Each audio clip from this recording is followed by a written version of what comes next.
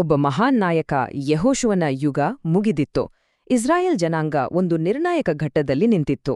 ಅವರ ಮುಂದೆ ಒಂದು ವಾಗ್ದತ್ತ ದೇಶವಿತ್ತು, ಆದ್ರೆ ಅದನ್ನ ಮುನ್ನಡೆಸೋಕೆ ಒಬ್ಬ ನಾಯಕ ಇರಲಿಲ್ಲ. ಈ ನಾಯಕತ್ವದ ಕೊರತೆಗೆ ಮುಂದಿನ 100 ವರ್ಷಗಳ ಕಾಲ ನಡೆಯಲಿದ್ದ ಒಂದು ಅಂತ್ಯವಿಲ್ಲದ ಗೊಂದಲದ ಚಕ್ರಕ್ಕೆ ಮುನ್ನುಡಿ ಬರೆಯಿತು. ನೋಡೆ, ತಮ್ಮ ಇತಿಹಾಸವನ್ನೇ ಮರೆತರೆ ಏನಾಗುತ್ತೆ? ತಮ್ಮ ಗುರುತನ್ನೇ ಕಳೆದುಕೊಂಡ ಹಾಗೆ. ಯಾರು ತಮ್ಗೆ ಬಿಡುಗಡೆ ಕೊಟ್ಟಿದ್ದು, ತಾವು ಯಾರಿಗೆ ನಿಷ್ಠರಾಗಿರಬೇಕು ಅನ್ನೋದನ್ನೇ ಮರೆತು ಒಂದು ಪೀಳಿಗೆ ತಮ್ಮ ಸ್ವಾತಂತ್ರ್ಯವನ್ನೇ ಪಣಕ್ಕಿಟ್ರು. ನ್ಯಾಯಾಧಿಪತಿಗಳ ಕಾಲದ ಎಲ್ಲ ದುರಂತಗಳ ಮೂಲ ಇಲ್ಲೇ ಇರೋದು. ಹಾಗಾದ್ರೆ ಈ ಗೊಂದಲದ ಚಕ್ರ ಶುರುವಾಗಿದ್ದು ಹೇಗೆ? ಬನ್ನಿ, ಇವತ್ತಿನ ಈ ವಿಶ್ಲೇಷಣೆಯಲ್ಲಿ ಒಂದು ಅರ್ಧಂಬರ್ಧ ಗೆಲುವಿನಿಂದ ಶುರುಮಾಡಿ ಅದು ಹೇಗೆ ಒಂದು ಕೆಟ್ಟ ಮಾದರಿಯಾಗಿ ಬದಲಾಗಿ ಇತಿಹಾಸದ ಕೆಲವು ಅನಿರೀಕ್ಷಿತ ನಾಯಕರನ್ನು ಹುಟ್ಟುಹಾಕಿತು ಅಂತ ಹಂತಹಂತವಾಗಿ ನೋಡೋಣ. ಆ ಕಾಲದ ಎಲ್ಲಾ ಸಮಸ್ಯೆಗಳಿಗೂ ಮೂಲ ಕಾರಣ ಒಂದೇ ಒಂದು. ಅದೇನೆಂದ್ರೆ ಒಂದು ಅಪೂರ್ಣ ವಿಜಯ. ಅವರಿಗೆ ಕೊಟ್ಟಿದ್ದ ಒಂದು ಸ್ಪಷ್ಟ ಆಜ್ಞೆಯನ್ನ ಪಾಲಿಸದೆ ಅವರು ತಮ್ಮ ಮುಂದಿನ ಕಷ್ಟಗಳಿಗೆ ತಾವೇ ದಾರಿ ಮಾಡಿಕೊಂಡ್ರು. ಒಂದು ಕಡೆ ದೇಶವನ್ನ ಸಂಪೂರ್ಣವಾಗಿ ಗೆಲ್ಲಬೇಕು ಅನ್ನೋ ಸ್ಪಷ್ಟ ಆಜ್ಞೆ ಇತ್ತು, ಆದ್ರೆ ಇನ್ನೊಂದ್ ಕಡೆ ವಾಸ್ತವದಲ್ಲಿ ಅವರು ರಾಜಿ ಮಾಡ್ಕೊಂಡ್ರು. ಜೆರುಸಲೆಂನಂತಹ ಪ್ರಮುಖ ನಗರಗಳು ಶತ್ರುಗಳ ಕೈಯಲ್ಲೇ ಉಳಿದ್ವು. ಇನ್ನು ಬಯಲು ಪ್ರದೇಶಗಳಲ್ಲಿ ಶತ್ರುಗಳ ಕಬ್ಬಿಣದ ರಥಗಳಿದ್ವಲ್ಲ, ಅವು ಆ ಕಾಲದ ಟ್ಯಾಂಕ್ ಇದ್ದ ಹಾಗೆ. ಅವುಗಳ ಮುಂದೆ ಇಸ್ರಾಯೇಲ್ಯರ ಸೇನೆ ನಿಲ್ಲೋಕಾಗ್ಲಿಲ್ಲ. ಈ ರಾಜಿಗಳೇ ಮುಂದೆ ದೊಡ್ಡ ಬೆಲೆ ತಿರುವಂತೆ ಮಾಡಿದ್ವು. ಈ ಅರ್ಧಂಬರ್ಧ ವಿಜಯದ ನೇರ ಪರಿಣಾಮ ಏನಾಯ್ತು ಗೊತ್ತಾ?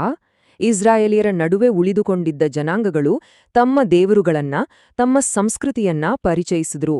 ಇದು ಒಂದು ನಿರಂತರ ಸಂಘರ್ಷಕ್ಕೆ ಕಾರಣವಾಯಿತು. ಅವರು ಇಸ್ರಾಯೇಲಿಯರ ಬದಿಯಲ್ಲಿ ಚುಚ್ಚುವ ಮುಳ್ಳುಗಳ ಹಾಗೆ ಆಗಿ ಸದಾ ಅವರನ್ನ ದಾರಿ ತಪ್ಪಿಸ್ತಲೇ ಇದ್ರು. ಈ ಆರಂಭಿಕ ತಪ್ಪು ಒಂದು ಕೆಟ್ಟ ಚಕ್ರಕ್ಕೆ ನಾಂದಿ ಹಾಡಿತು. ಇದನ್ನೇ ಗೊಂದಲದ ಚಕ್ರ ಅಂತ ಕರೆಯೋದು. ಮತ್ತು ನ್ಯಾಯಾಧಿಪತಿಗಳ ಕಾಲದ ಸಂಪೂರ್ಣ ಕಥೆಯನ್ನ ಇದೇ ನಿಯಂತ್ರಿಸುತ್ತೆ. ಈ 5 ಹಂತಗಳ ಚಕ್ರವನ್ನೊಮ್ಮೆ ಗಮನಿಸಿ. ಇದು ಸುಮ್ನೆ ಒಂದ್ರ ಮೇಲೊಂದು ನಡೆದ ಘಟನೆಗಳಲ್ಲ. ಇದೊಂದು ರೀತಿ ಸೈಕಲಾಜಿಕಲ್ ಪ್ಯಾಟರ್ನ್. ಅವಿಧೇಯತೆ ದಬ್ಬಾಳಿಕೆಗೆ ದಾರಿ ಮಾಡ್ಕೊಡುತ್ತೆ, ದಬ್ಬಾಳಿಕೆ ಹತಾಶೆಗೆ, ಆ ಹತಾಶೆ ಕೊನೆಗೆ ಬಿಡುಗಡೆಗಾರಿ ಮೊರೆಯಿಡೋ ಹಾಗೆ ಮಾಡುತ್ತೆ. ಆದರೆ ಶಾಂತಿ ಸಿಕ್ಕಿದ ತಕ್ಷಣ ಮತ್ತೆ ಚಕ್ರ ಮೊದಲಿನ ಶುರು. ಇದು ಈ ಯುಗದ ಒಂದು ದುರಂತಮಯ ಲಯ. ಸರಿ, ಈ ಚಕ್ರ ಬರೀ ಥಿಯರಿನ? ಖಂಡಿತ ಇಲ್ಲ. ನಿಜ ಜೀವನದಲ್ಲಿ ಇದು ಹೇಗೆ ಕೆಲಸ ಮಾಡ್ತಿತ್ತು ಅಂತ ನೋಡೋಣ ಬನ್ನಿ. ಮೊದಲ ಕೆಲವು ನ್ಯಾಯಾಧಿಪತಿಗಳ ಕಥೆಗಳ ಮೂಲಕ ಇದನ್ನ ಅರ್ಥ ಮಾಡ್ಕೊಳ್ಳೋಣ. ಚಕ್ರ ಶುರುವಾಯಿತು. ಇಸ್ರಾಯೇಲ್ಯರು ತಪ್ಪು ದಾರಿ ಹಿಡಿದಾಗ ಬರೋಬ್ಬರಿ 8 ವರ್ಷಗಳ ಕಾಲ 2 ಪಟ್ಟು ದುಷ್ಟ ಅನ್ನೋ ಬಿರುದುಳ್ಳ ರಾಜನ ದಬ್ಬಾಳಿಕೆಗೆ ಸಿಲುಕಿದ್ರು. ಆಗ ಅವರನ್ನ ರಕ್ಷೋಕೆ ಬಂದವನೇ ಒತ್ನೀಯೇಲ್. ಇದೇ ಯೋಧ ಹಿಂದೆ ಕಾಲೇಬನ ಮಗಳನ್ನ ಗೆದ್ದಿದ್ದು ಈಗ ದೇವರ ಶಕ್ತಿಯಿಂದ ತನ್ನ ಜನರನ್ನು ಬಿಡುಗಡೆ ಮಾಡ್ದ. ಆದರೆ ಶಾಂತಿ ಜಾಸ್ತಿ ದಿನ ಉಳಿಲಿಲ್ಲ.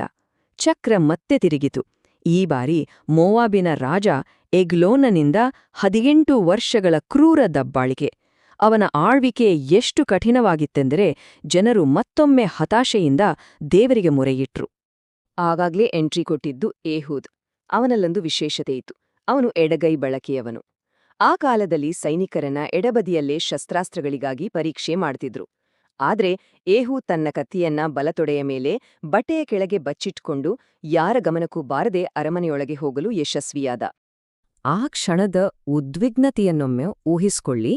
ಏಹೂದ, ಅರಸನೇ, ದೇವರಿಂದ ನಿನಗೊಂದು ರಹಸ್ಯ ಸಂದೇಶವಿದೆ ಅಂತ ಹೇಳ್ದ. ರಾಜ ತನ್ನ ಸೇವಕರನ್ನ ಹೊರಗೆ ಕಳುಹಿಸಿದಾಗ ಏಹೂದ ತನ್ನ ಕತ್ತಿಯನ್ನ ಹಠಾತ್ತನೆ ಎಳೆದು ರಾಜನ ಹೊಟ್ಟೆಗೆ ಚುಚ್ಚಿದ. ನಂತರ ಅಲ್ಲಿಂದ ಜಾಣ್ಮೆಯಿಂದ ತಪ್ಪಿಸ್ಕೊಂಡು ತನ್ನ ಜನರನ್ನ ಗೆಲುವಿನತ್ತ ಮುನ್ನಡೆಸ್ದ. ಏಹೂದನ ಆ ಒಂದು ಧೈರ್ಯದ ಕೆಲಸದ ಕಾಲ ಏನು ಗೊತ್ತಾ? ಬರೋಬ್ಬರಿ 80 ವರ್ಷಗಳ ಶಾಂತಿ. ಅಂದ್ರೆ ಸುಮಾರು ಒಂದು ಪೀಳಿಗೆಯ ಕಾಲ ದೇಶದಲ್ಲಿ ನೆಮ್ಮದಿ ನೆಲೆಸಿತ್ತು. ಇದು ಆ ಚಕ್ರದ ಶಾಂತಿ ಹಂತಕ್ಕೆ ಅತ್ಯುತ್ತಮ ಉದಾಹರಣೆ. ಆದರೆ ಚಕ್ರ ಮತ್ತೆ ತಿರುಗಲೇಬೇಕಲ್ವಾ? ಮುಂದಿನ ಅಪಾಯ ಬಂದಿದ್ದು ಕಾನಾನ್ಯರಿಂದ. ಅವರ ಸೇನಾಪತಿ ಸೀಸೆರನ ಹತ್ತಿರ 900 ಕಬ್ಬಿಣದ ರಥಗಳಿದ್ವು. ಇದು ಆ ಕಾಲದ ಅತ್ಯಾಧುನಿಕ ಯುದ್ಧ ತಂತ್ರಜ್ಞಾನ. ಇದರ ಮುಂದೆ ಇಸ್ರಾಯೇಲ್ಯರು ಸಂಪೂರ್ಣ ಶಕ್ತಿಹೀನರಾಗಿ 20 ವರ್ಷಗಳ ಕಾಲ ಕಷ್ಟ ಅನುಭವಿಸಿದರು. ಈ ಸಾರಿ ಬಿಡುಗಡೆ ಬಂದಿದ್ದು 2 ಅಸಾಮಾನ್ಯ ಮಹಿಳೆಯರಿಂದ. ಮೊದಲನೆಯವಳು ದೆಬೋರಳ, ಒಬ್ಬ ಪ್ರವಾದಿನಿ. ಅವಳು ಹಿಂಜರಿಯುತ್ತಿದ್ದ ಸೇನಾಪತಿ ಬಾರಾಕನಿಗೆ ಧೈರ್ಯ ತುಂಬಿ ಯುದ್ಧಕ್ಕೆ ಕಳುಹಿಸಿದಳು. ಯುದ್ಧದ ದಿನ ಏನಾಯ್ತಂದ್ರೆ ಒಂದು ಹಠಾತ್ ಪ್ರವಾಹ ಬಂದು ಸೀಸರನ ಎಲ್ಲಾ ಕಬ್ಬಿಣದ ರಥಗಳು ಕೆಸರಲ್ಲಿ ಹೂತ್ಹೋದ್ವು. ಸೇನಾಪತಿ ಸೀಸೆರ ಓಡಿಹೋಗಿ ಯಾಯೇಲಾ ಅನ್ನೋ ಮಹಿಳೆಯ ಡೇರೆಯಲ್ಲಿ ಆಶ್ರಯ ಪಡೆದ. ಆದ್ರೆ ಅವನು ನಿದ್ದೆ ಮಾಡುವಾಗ ಒಂದು ಡೇರೆಯ ಮೊಳೆ ಮತ್ತು ಸುತ್ತಿಗೆಯಿಂದ ಅವನನ್ನು ಕೊಂದು ಇಸ್ರಾಯೇಲನ ವಿಜಯವನ್ನ ಪೂರ್ಣಗೊಳಿಸಿದಳು. ನ್ಯಾಯಾಧಿಪತಿಗಳು ಅಂದೇ ಯಾವಾಗ್ಲೂ ಧೈರ್ಯಶಾಲಿ ಯೋಧರೇ ಆಗಿರ್ಲಿಲ್ಲ.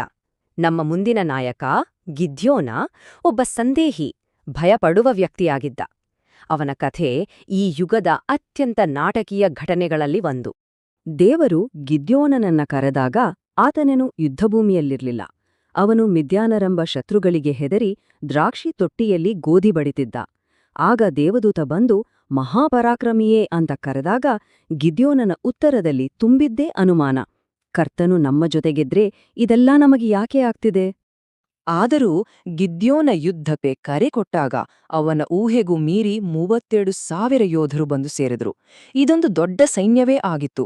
ಆದ್ರೆ ದೇವರ ಯೋಜನೆ ಬೇರೆಯೇ ಇತ್ತು. ದೇವರು ಹೇಳಿದ್ನು, ಈ ಸೈನ್ಯ ತುಂಬಾ ದೊಡ್ಡದಿದೆ, ಗೆಲುವು ನಿಮ್ಮ ಶಕ್ತಿಯಿಂದ ಬಂತು ಅಂತ ಅಂದ್ಕೋಬಾರ್ದು. ಭಯ ಇರೋರೆಲ್ಲ ಮನೆಗೆ ಹೋಗ್ಬೋದು ಅಂತ ಗಿದ್ಯೋನ ಘೋಷಿಸಿದಾಗ 22,000 ಜನ ಹೊರಟು ಹೋದ್ರು.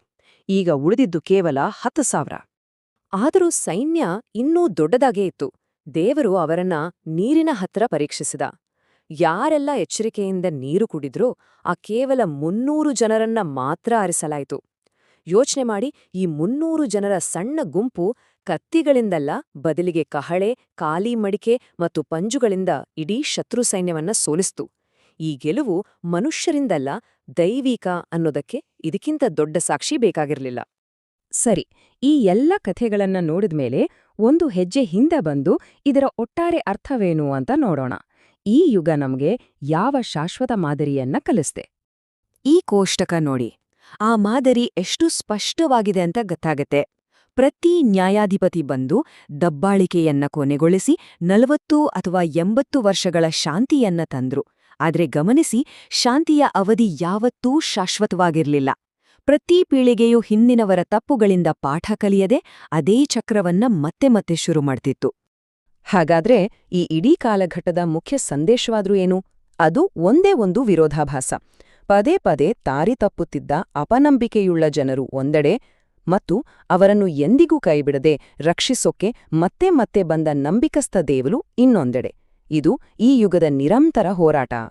ಇದೆಲ್ಲ ನಮ್ಮನ್ನ ಒಂದು ಕೊನೆಯ ಪ್ರಶ್ನೆಗೆ ತಂದು ನಿಲ್ಲಿಸುತ್ತೆ.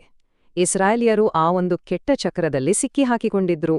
ಹಾಗೆಯೇ ನಮ್ಮ ಜೀವನದಲ್ಲಿ ಮತ್ತು ನಮ್ಮ ಸಮಾಜದಲ್ಲಿ ಒಮ್ಮೆ ಸ್ಥಾಪಿತವಾದರೆ ಅದರಿಂದ ಹೊರಬರಲು ಅತ್ಯಂತ ಕಷ್ಟಕರವಾಗುವ ಮಾದರಿಗಳು ಯಾವುವು? ಇದು ಯೋಚಿಸಬೇಕಾದ ವಿಷಯ.